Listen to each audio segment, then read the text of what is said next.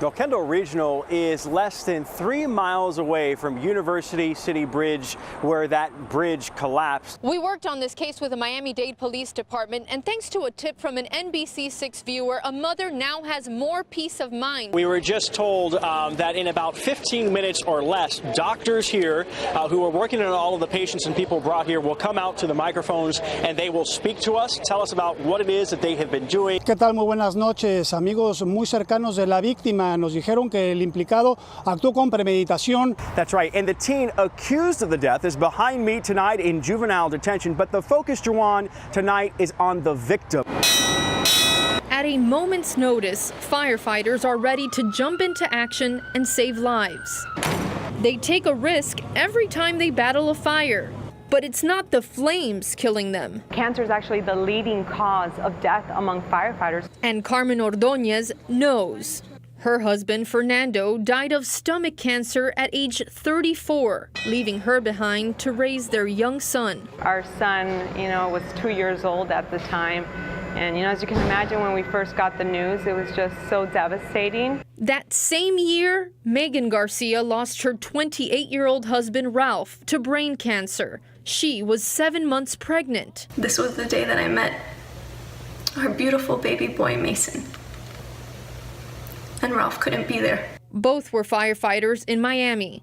Since their deaths, the city has implemented safety measures to minimize the risk of cancer. Walking out of a fire with a soot-covered face used to be considered a badge of honor, but that is no longer the case.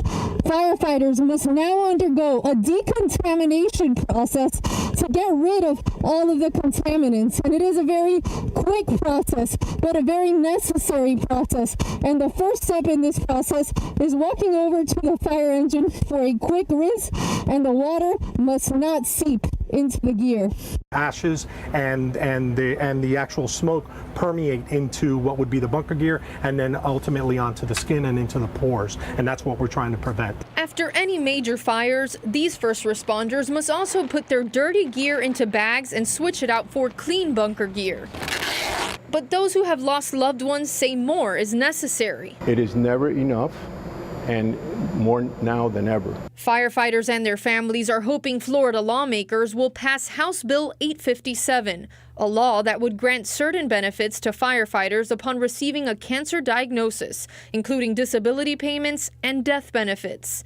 The bill, however, appears to have stalled, unable to get a hearing in the House in Tallahassee. It has not reached the House floor because of one person, Speaker of the House, Jose Oliva, which for reasons that go beyond comprehension has ignored not only the science and the economics, but has taken upon himself to establish a one-person process. Speaker Oliva did not respond to multiple requests for comment. However, other published reports show he believes this is an issue best dealt with at the county level, saying that the House has supported other tax breaks for surviving spouses of first responders. 44 other states disagree, because they've all passed these laws, 44 out of 50 states. In March, hundreds of boots were placed outside the state capitol, representing all Florida firefighters who have died of cancer or currently have the illness.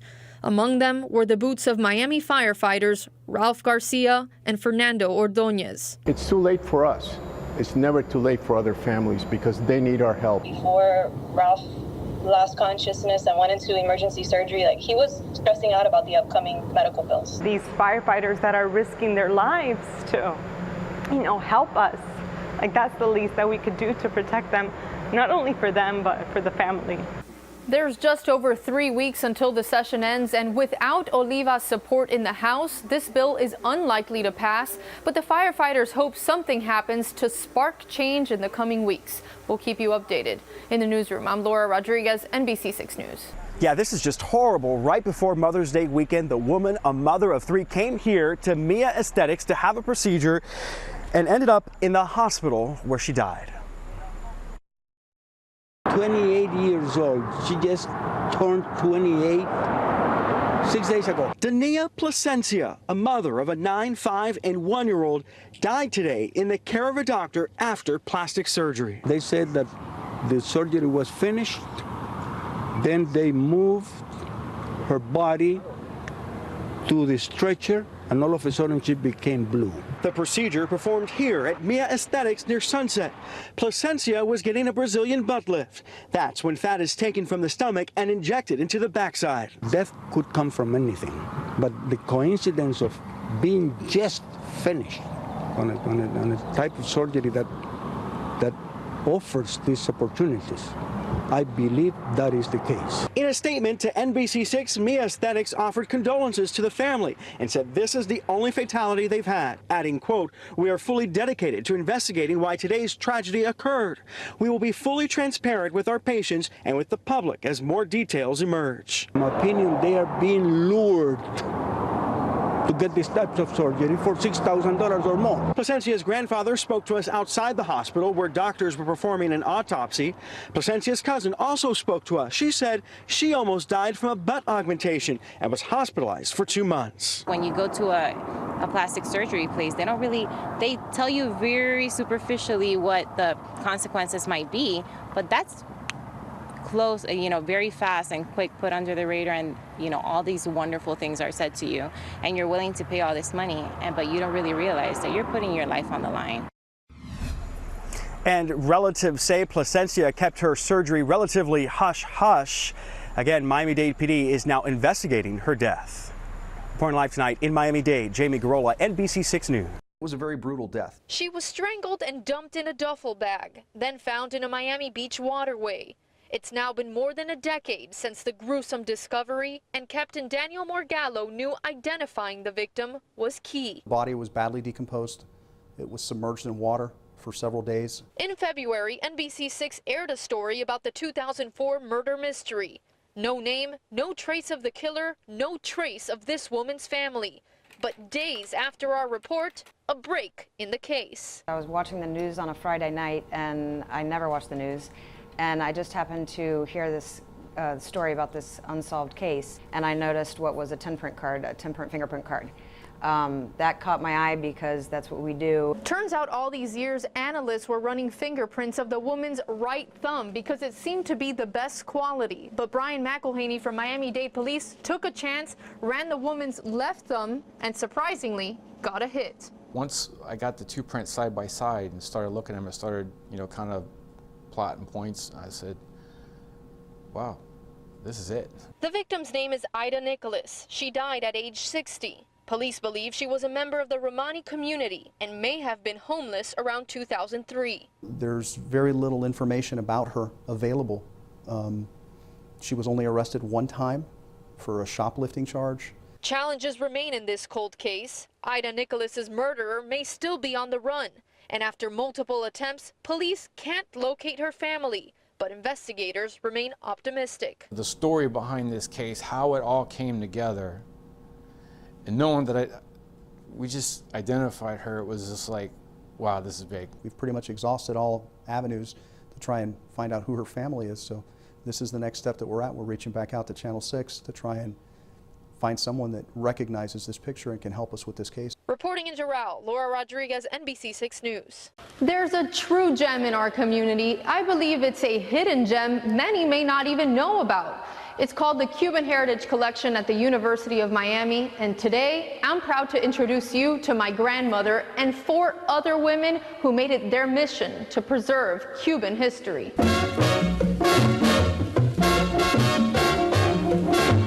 6 Bacardi cups. From the original recipe of the daiquiri to a book signed by Jose Marti, the Cuban Heritage Collection holds thousands of books, periodicals, and materials that can't be found anywhere else in the world.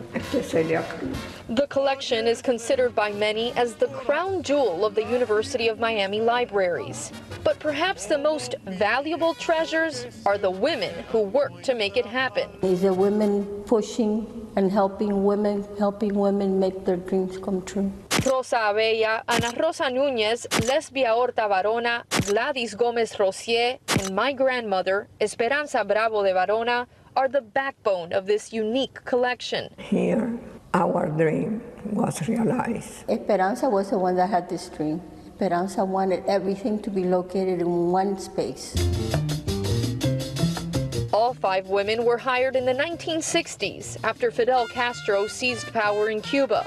They could not return to the island and made it their mission to acquire everything possible to document the Cuban and Cuban exile experience. I saw that it was very important to keep the real history of Cuba. Gladys Gomez Rosier is currently the only founding member working at CHC. My abuela retired in 2013 after a storied career, including the first ever named and endowed chair at the UM libraries. I just was working for 45 years. Just? Yes. 3 kids, 9 grandkids, and 6 great-grandkids later, I'd like to think I'm the favorite.